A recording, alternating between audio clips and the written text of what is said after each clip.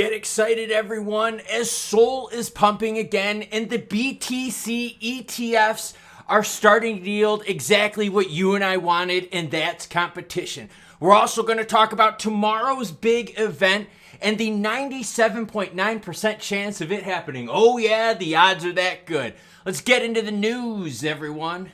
Starting it off with your comments because you matter most. Mark Curry says, just what they want, people. Sell. I'm holding. All right, Simon Carey Dice says, last year Schwartz said they want to keep the price at 44. For some technicalities, buying, selling, I don't know. Just like they're happy to keep it at this price forever. Right now, I'm not sure who is more wicked, Gensler or Ripple. NA Mesh says, sorry, not biting. I'm not fishing, so I don't know what you're talking about. 97.9% chance that the Fed is going to take a pause. And for those of you out there that said, oh, that's a nice BB gun you got, my guy, I don't know what kind of BB gun has a bolt that's detachable with what, everyone? A firing pin? Come on now. BB gun? Threaded brake? Nah, my guy. Unless you got some sort of funky BB gun. Bitcoin sitting at 43,537, ETH 2375, XRP at 51.5, while SOL is at 105. We're going to talk SOL big time. We're going to talk about why it's moving, comparing it to the market, and oh my gosh, wait to see the juiciness. XLM sitting at 11.3, Soroban Protocol 20 action delayed till I believe it's February 20th. Now, BTC ETF action is starting to yield us, yes, us the consumers, some good action. You want good news? For those of you out there that say, bro, you never bring good news, guess what I got for you? A dose of shut the fuck up, because guess what I got? Good news. Why? Because Invesco and Galaxy are slashing fees in the competitive spot BTC market. In a strategic move to gain traction in the highly competitive market, Invesco and Galaxy have reduced their fees for their joint spot coin BTC ETF. The fee reduction brings the expense ratio down from 0.39% to a quarter. Additionally, Invesco has announced a waiver of these fees for the first 6 months or until the ETF reaches $5 billion. Despite the fee cut, they're not the lowest, with Franklin Templeton holding in at 0.19%. So this is what we want, everyone. This is the good news. And again, for everyone out there who's like, bro, you only bring negative news. By the way, check it out. This is a pretty big bolt, isn't it? Yeah, it's pretty juicy. Ooh, it's loud too. Anyways, this is what we want. Competition in the marketplace. The more competition that there is, the better that it benefits us. And here, if you're into this kind of stuff, they're rolling back fees, which puts more money in your pockets. Competition in this space is a great thing. Speaking of great things, Solana at 105 is a great thing. Why? Because Homegirl is making another run. Day number 2 of being above $100. Let's learn. Surging 8% on Monday and again today, they are now above 100. Fundamental factors for the rise are increasing as daily addresses are rising, along with meaningful apps on the Solana chain.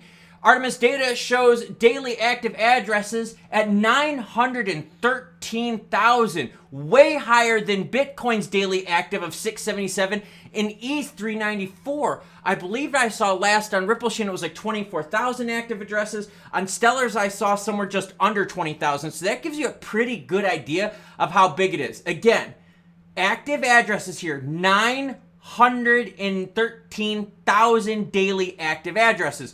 What else? They also got automated vaults from Aladd's, Claynosaurs, and other NFTs.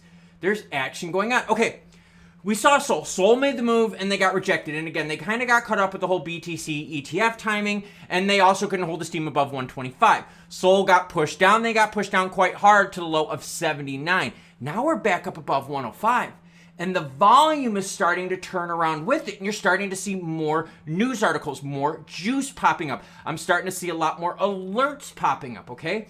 What's interesting is if we compare SOL to a few of the bigs out there. We got Solana in green, XRP in light blue, ETH in purple, and BTC in pink. Pretty much got the standards there, okay? This is for the last year. Picked a random time frame. SOL up 340% in the last year, with most of that move coming from November 1st on.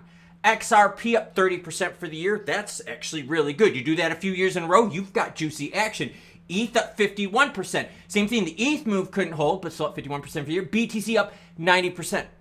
But look at the difference with SOL, and look at the volume regarding SOL here on the bottom. I'll switch it over to this screen so you can see it. Another big ramp up of volume right here, and I'll move this up just so you can see better. Check this out.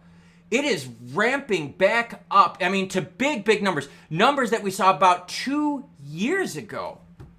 And we've seen with other cryptos out there that they're not getting anywhere near the volume that they did 2 years ago. But Solana is. There's more development, more active addresses. People are a little less worried now about FTX and Solana now that the, action has gone on. And with the dumping of goodies, they're not getting burned. And that's what a lot of us were afraid of. We're like, yo, we know FTX is deep into Sol. They're going to burn us. And look, has it happened? And in fact, Sol's making a second run now at 105.53.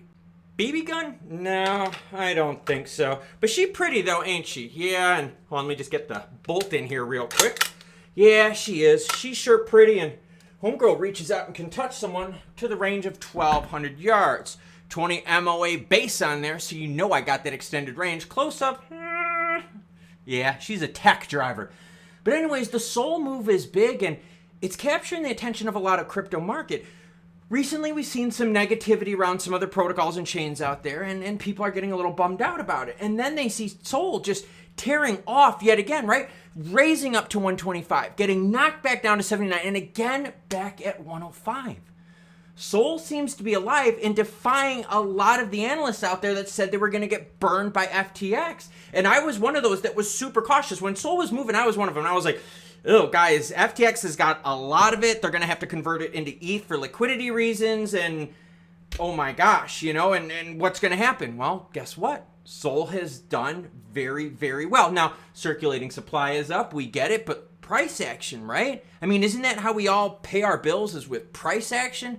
So Sol at 105, are you a player? And don't forget, tomorrow is the live stream. Jerome Powell, 97.9% chance that he's going to take a pause and leave rates higher for longer. That's not good. But the good news is competition out there in the BTC ETF market is making prices lower for people like us that want to get into the action.